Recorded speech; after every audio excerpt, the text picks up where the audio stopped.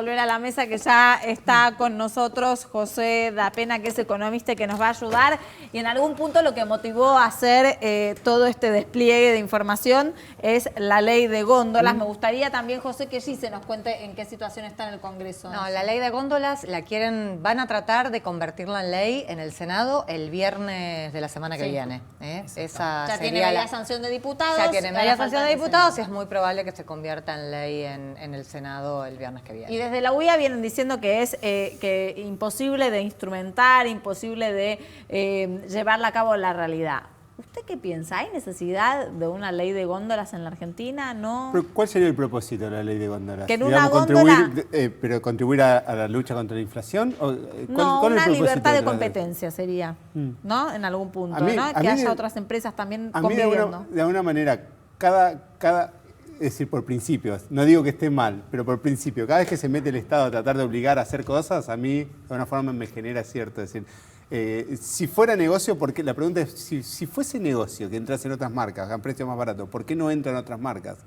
Y entonces quizás el desafío no está en generar esos espacios en góndolas, sino de ver por qué otras marcas no pueden estar presentes dentro del supermercado. Quizás sea por un tema de economías de escala, es decir, la pregunta es ¿por qué alguien necesita tener 80% del mercado? Y porque quizás no es redituable. Quizás si hubiese 10 empresas que tuviesen el 10% del mercado cada una, no sería... Bueno, ahora el debate esto, redituable. La verdad que hemos estado debatiendo bastante sobre el tema, ¿no?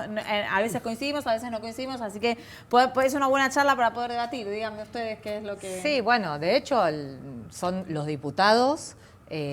los gremios, pero las empresas no hay ni una no sé si alguna pyme, Facu, pero me parece que no hay muchas empresas o cámaras empresariales a favor de la ley de góndolas. No, claro, como decía Diana también, el vicepresidente de la UIA está totalmente en contra, cree que va a traer perjuicios para las cadenas de supermercados y también para los que son fabricantes. La discusión, digamos, pasa por cómo pueden hacer las pymes para ganar terreno ante estos gigantes que dominan el mercado. Claro. ¿Se va por la ley de góndolas o quizás otro tipo de incentivos? No sé, por ejemplo, el tema de la presión tributaria, que es muy importante en la Argentina. Lo que pasa es que para llegar a la ley de góndolas tienen que producir primero, que es lo que dice él, cómo compiten desde ese lugar. A mí me llamó la atención, uno puede tomar el mercado de leche también, ¿no? Un mercado lácteo es un mercado que está dominado por dos grandes empresas, de las cuales una... ahí entró una no voy a decir, pero hay una que entró, una santafesina y logró entrar también. Sí, yo hablé con el dueño hace muy poquito, Billiner se refiere seguramente, dueño de la marca Ilolai. No, otra. Es muy grande, que llegó a los supermercados, pero no querían estar en los supermercados justamente por... por el costo que significa. Claro, la negociación con los supermercados también es muy difícil para las empresas del interior o las empresas más chicas, por los plazos de pago, por las exigencias de rotación del producto. Pero entonces, si yo tengo que negociar con un supermercado, que el supermercado tiene cierto monopolio en cuanto a la posibilidad de colocar los productos. Totalmente.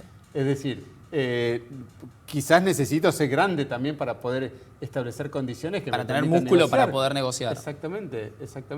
Entonces, si la ley de góndolas es habilitar un espacio únicamente, pero no resuelve otros puntos que están vinculados al plazo de financiación, a la rotación... Pero señores, yo siempre acá tratando de ser la oveja negra, ¿no? En algún punto, por algo hay que empezar. Si no, condenas también al consumidor a que siempre tenga que elegir entre lo mismo que ve, que es todo lo mismo en definitiva. Si vos no le das lugar a la economía regional, a la pyme para que pueda tener, no te digo en todo el país, pero por ejemplo, al productor de Santa Fe, en este caso, que hace galletitas, que pueda tenerlo en los grandes supermercados de Santa Fe. No te digo que trasladarlo porque quizás no tiene tanto pulmón o tanta energía o tanta producción como para poder llevarlo a todo el país, pero darle lugar también a un poco de equidad dentro de lo que es la góndola, ¿no? Que uno pueda elegir y pueda elegir entre precios.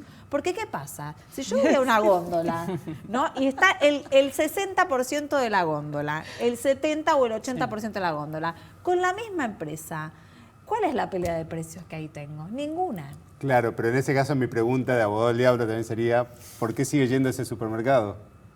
Porque no tengo otra, porque es el supermercado bueno, pero entonces, chiquito, grande y mediano, en todas partes. Yo cambié mis hábitos, yo de alguna forma cambié.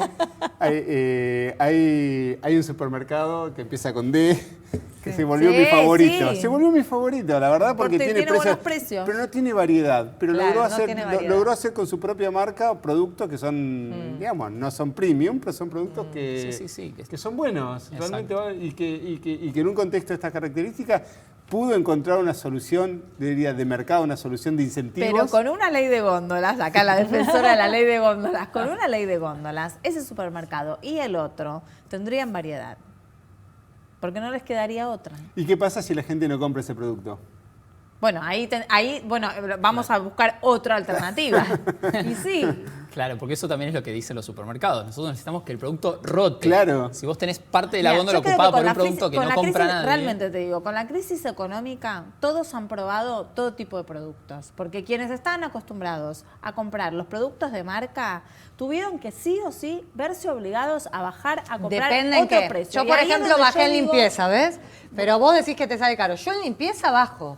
Te compro el detergente de la marca del súper, que vale 2 centavos. Pero hay cosas que yo no las cambio. Que son Bueno, ricas pero- y no cambio la marca. Pero ese O sea, es el ahorro. punto, eso se llama en economía la elasticidad Ahorro, de demanda, la elasticidad claro. precio-demanda. Entonces, cuando hay un monopolio, lo que trata de explotar es la elasticidad precio-demanda. Y la elasticidad precio-demanda significa que uno no tiene opciones. Y cuando uno no tiene opciones, ¿qué tiene que hacer? Claro. Pagar. Sí. ¿Y eso qué significa? Mayor ganancia para el que está vendiendo, porque mejoran los márgenes. Que dicho sea de paso también, no causa la inflación esto. Esto lo que define es el precio que cobro, no la tasa a la que crece Pero a ese lo que precio. voy, el que tiene el monopolio, no sé si está tan estricto la palabra, pero de la góndola, no tiene a nadie con quien competir. Entonces no va a mejorar su precio porque tu producto no está. ¿Me entendés? Entonces, yo tengo toda la góndola para mí. Ahora, si tu producto entra y entramos a competir en precio y por la crisis económica que hay, encima vos te esmerás en hacer un buen producto, te van a elegir. Pues supongamos de Y nuevo, me empuja a mí a tener mejores si yo precios. fuera a un supermercado y tuviese un producto que de alguna forma es bueno y que la gente lo va a comprar, ¿por qué no lo vendería yo? Pero entonces creo que pasa por eso. Quizás haya, y sí es cierto también que un desafío que tiene el Estado es garantizar una suerte de defensa de la competencia. Y en cualquier momento donde uno encuentra un monopolio, sea el monopolio del retail, sea el monopolio, cualquier tipo de situación que no genere una competencia leal entre las diferentes partes, bueno, es bueno que las reglas de juego tiendan a promover esa competencia. Pero también es cierto de que si yo obligatoriamente voy a tener un producto que nadie compra dentro del supermercado, me está generando un costo a mí como supermercado que quizás no quiero correr. ¿Por qué tengo que correr yo con ese costo si yo fuese el supermercado? Porque el supermercado teóricamente tiene más espalda que los consumidores. Y acá el Estado justamente está para eso. Está para equilibrar entre los intereses. ¿Puede ser? No, bueno. Podríamos analizar Es que también no, la rentabilidad el de tema los es que para mí supermercados. Claro. bueno. Claro, es decir, Pero- yo creo que a veces es un mito también el hecho de, no digo que no, pero gran parte del problema viene derivado de la restricción financiera. Entonces, cuando hay ciertos negocios que pueden mantener, pero ¿por qué sucede eso? Porque no hay un mercado de capitales, no hay ahorro y no hay una forma de la cual uno pueda financiarse a unas tasas Ojo, razonables. amén que te digo esto. Yo creo que tiene que haber un Estado que pueda ser equitativo con el resto de las cosas. Entiendo que el empresario está para ganar dinero. Y está bien. Y está bien porque si no, no va a invertir nunca. Aquellas pymes que fueron cerrando fueron porque simplemente las ahogamos de la forma tributaria, no les dimos una flexibilidad laboral en algún punto para que puedan tomar más empleados, sino que los tengan que echar. Yo entiendo todo eso, pero también hay que cuidar. El Estado tiene que tener un rol importante en tratar de equilibrar a el grande, el supermercado, y el consumidor. Empezando por no tener déficit, sería es Sí. la conclusión, También. digamos. Sí. Porque la verdad que lo que falta, me parece, en la Argentina, no sé, José es el que realmente sabe, pero es una cuestión de competitividad que nace en un costo desmedido del Estado que lleva al déficit y a tomar deuda. Estamos en un círculo vicioso en donde cada vez son menos las empresas y esto que sucede, que muchos empresarios argentinos ya vendieron sus empresas y radicaron su dinero o el grueso de su patrimonio fuera del país hace años. Entonces, supongo que va más por ese lado, ¿no? Sí, y un punto, es decir, hay algo que decía un economista muy famoso, John Hicks. Él decía que la revolución industrial en Gran Bretaña no hubiese sido posible si no hubiese habido una revolución en el mercado financiero que permitiese agregar los ahorros de forma tal de financiar las inversiones en gran escala que, por ejemplo, requería una fábrica de locomotoras. Es decir, poner una fábrica de locomotoras requiere una inversión muy...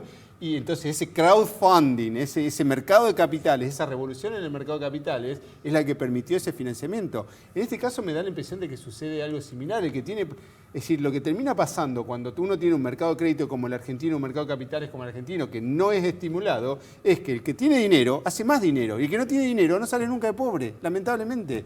Porque si el problema fuese el monopolio en el tema de los supermercados, bueno, lanzo una cadena de supermercados. Es decir, de alguna forma trato de lanzar yo una cadena de supermercados que requiere de permisos, que requiere de dinero, que requiere de una serie de medidas que no hacen que sea prácticamente factible en este momento.